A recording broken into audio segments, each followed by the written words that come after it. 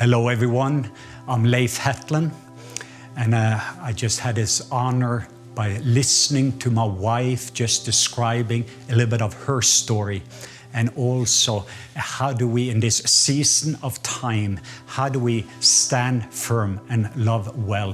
What are we as Jesus followers supposed to do in a country where we're experiencing chaos and where we're experiencing so many people that are bleeding and are hurting? Last night we were driving home and we spent over 11 hours in the car, and several different times we just could feel this weight up on our shoulder as we were watching this country that I love so much. Came here in 1985. I've traveled through all the 50 states in this country, and now watching some of those cities being on fire, recognizing, looking at the face of so many of the people that are out there, they are hurting. They are hurting, and sometimes even hurt people hurts people. And I'm just sensing that we're bleeding as a nation, and there's an open wound in this nation. And I know part of the reason is there has been scars, but as soon as some of those scars are about to be healed, they get cut open again and more bleeding is taking place. And what had just happened as George Floyd was brutally murdered, and as camera caught this and eventually it spread around the world, I know that as we were watching, and I was watching that, the whole world right now, we are standing in unity and we're coming together, and that's what's taking place. I see it in Europe, see it in Africa, I see it in Asia, I see it all over the world. People are coming together and saying that enough is enough.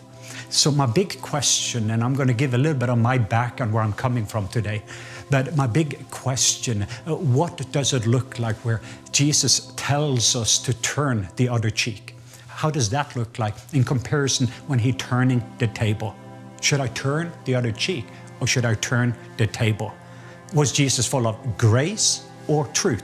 Yes, He was full of both grace and truth. And sometimes in the middle of this tension, it is to be able to have the wisdom to know the difference. I'm praying one prayer every morning when I wake up, and it is the serenity prayer. And the first part of that prayer says, God, grant me serenity to accept the things that I cannot change, the courage to change the things that I can, and then the wisdom to know the difference. A little bit of my background. I grew up in Norway, a beautiful, beautiful, very peaceful country, and we are known for being a peaceful country. But I grew up as a little boy going and visited my grandma and grandpa. They usually picked some beautiful candy, and I got a Coca-Cola. And normally in my home, we only got it on Saturday. But I knew that if I get to visit my grandparents, then I get some sugar and some candy in the middle of the week. One of my favorite things when I sat with my grandparents was hearing stories from Second World War. I know that both my parents was born during World War II. In Norway, we were occupied for 5 years. And I remember some of the stories that people heard about the evil of the Nazis and what was about to take place. And there was a lot of people that kind of just, well, that is not influencing us. What the Germans are doing in Germany and even in other countries, that isn't influencing us until that day in 1940 when the Nazi Germany occupied Norway. I'm very grateful that Norway was one of those countries where people did not just turn the other cheek, but they also came in and they turned some table. They fought against some of the evil, and it took about 2 months before Norway was actually taken over by the Germans. But during the 5 years, there were still people there that had resistance. And eventually, after 5 years, the freedom came. And it is beautiful to see Norway as a country full of freedom. And we actually just celebrated that in Norway. When I grew up, I only knew 3 black people in my whole first 18 years of life. My neighbor, they had adopted 2 black children from Africa. And then there was another adopted boy somewhere else, about 2 miles away from my home. And so I remember those 3 black, they looked very differently than us. But there was never something in me where anybody had taught me, and especially not from my family, my background, my upbringing, in my culture, or in the classroom, where somebody, because they were black, that had a different value than me as white. I knew that they had a different color, and there was a curiosity as I started to play with them and getting to know them. Something was taking place. So I never understood this whole thing of how could people be in opposition to each other. I watched some movies, and even as a little child, I used to stand up for the Indians when the cowboy and Indians were fighting, and I collected some magazine, and I had all these plastic figures where we played cowboys and against the Indians, and I always wanted to be on the Indian side. And I realized there's something in me, even as a child, where I wanted to stand up for injustice. I picked up on this thing, and I believe even today it was so much of the Jesus that was just calling me to some of the things I'm in today. I also learned when I left my country, Norway, and came to Northern Ireland, where the tension at that time period was between Protestants and Catholics. I learned eventually, one day I'm in a Protestant home and the next day in Catholic. I learned that I had to use different language, that if it was Londonderry among Catholic, that was very inflamed. You had to call the city Derry. And etc. was the opposite when I was with the Protestants. So I just had to learn to build bridges there and to be a bridge builder, to be able to understand and learning how to love both the Protestant and the Catholics. I also learned it when I won a scholarship in '94 after we gave the Nobel Prize to Nelson Mandela, one of my heroes, and de Klerk. So even as I went into South Africa, traveled all over, visited the prisons, visited the slums, the squatter camps, Soweto, and some of those places, I learned even at that time period to learning how to be a minister of reconciliation, learning how to eventually understand, and then starting to be a bridge builder, learning actually how to honor and learning the language of honor, because honor is what love looked like. Also later on between the Kosovo Albanians and the Serbs, and the list just goes on and on. I remember when I came to America in 1985, and I traveled from Los Angeles, and one of the first places when I came to the Southeast was Selma, Alabama. It was in 1985, and again, I couldn't understand as a Norwegian when I was there. I met a African American, a young lady, and we just talked and stood and talked, and some people had noticed, and I was going to do a little drama presentation in one of the churches, and this lady had heard the rumors that I had talked to a black person, and I was just curious and wanted to learn. And then I got the message very clearly that you cannot do that. And I started to hear some language was describing the blacks. I couldn't even understand where this came from. So it didn't take me a long time coming to the Southeast as a young Norwegian to realize there is a problem going on.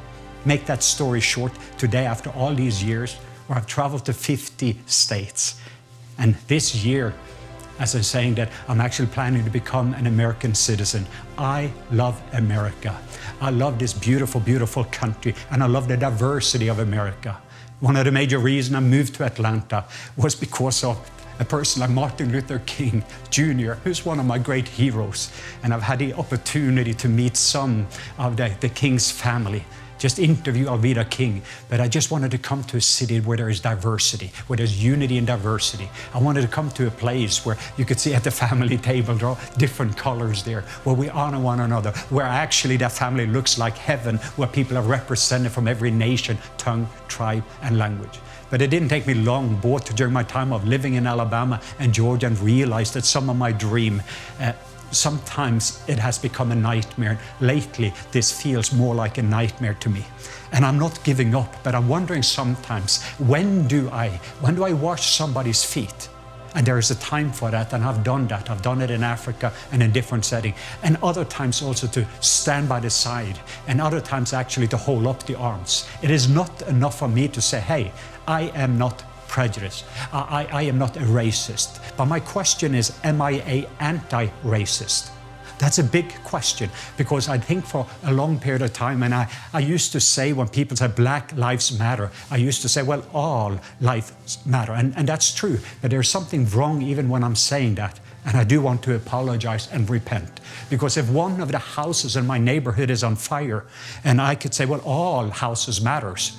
That's not the issue. One of them is on fire, and all of us needs to come together to be able to stop that fire in that house. That's what this looks like. And I am here to stand with the peaceful demonstrator. I'm here to stand up for people, say enough is enough. And it is especially painful for me because as I'm hearing from around the world the message, the world is not laughing right now at what is taking place in America. What I'm hearing is the world is weeping, the world is praying. And it is like one person says that I've always honored and I've always looked at America as the hope for freedom. It was that city that was set on a hill. It was that beautiful light. And he says there's a light now, but it is a light that cities are burning. And then there's even leadership that is just putting more and more gas on that fire.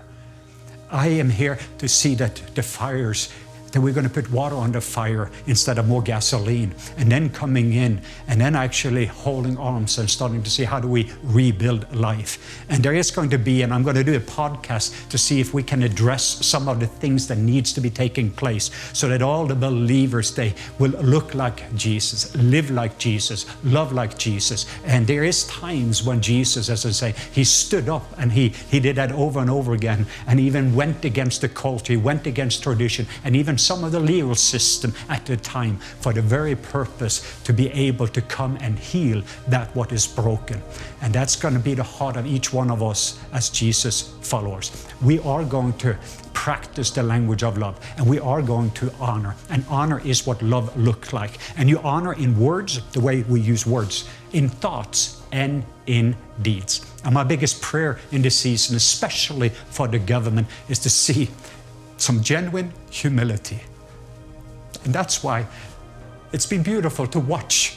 And I celebrate the police officers that was just kneeling down before the demonstrators here in Atlanta. And I hope we have an opportunity to show you that little video, or to see it in Miami, and now it's spreading to other cities. That's what love looks like. That's what honor looks like. That is when we are coming in and we're representing God before people and people before God, and saying, I know that you people are angry, but could you place that anger on me? I take responsibility instead of starting to retaliate back. Got some officers kind of cheering, fist bumping.